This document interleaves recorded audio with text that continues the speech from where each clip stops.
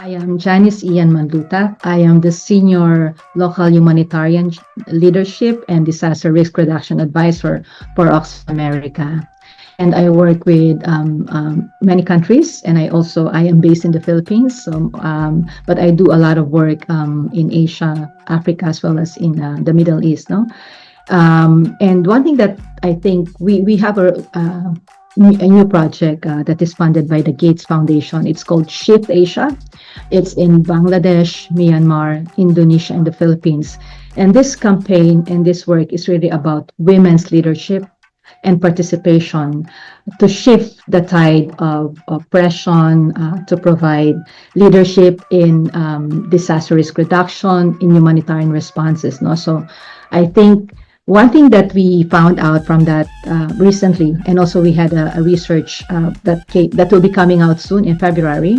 I want to promote that, is that providing legitimacy to women, for example, having gender quotas, having gender mainstreaming is important. That gives women and girls, a space on the table. They can be part of that. However, that is not sustainable if it's not coupled with capacity strengthening, professional strengthening skills. For example, maybe they want to go into livelihoods and some economic activities that will give them economic independence. No, they need money. All of us need money to be able to do the things that we want to do.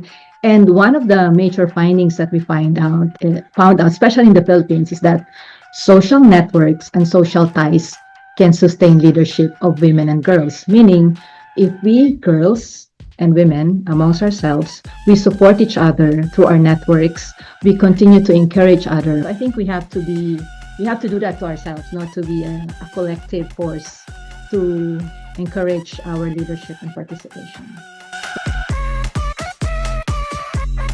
Doing the best that you have with the talents that you were given.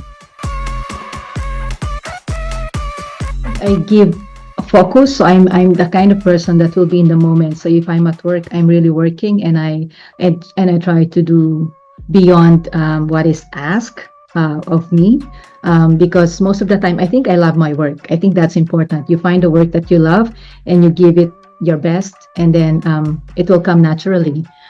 So that means even your expertise, the networks that you have, which is very important when it comes to brokering partnerships. Now, I think that's core to my work, brokering partnership with institutions or people that normally may not seem like an organic fit, but you'll be surprised that once you match them, they will produce very excellent results. Two things, voice and space, no? So the voice is really like all of us have a voice. We have to speak out, no? And sometimes people will not listen. You have to continue speaking out, and then with the voice comes the space, no?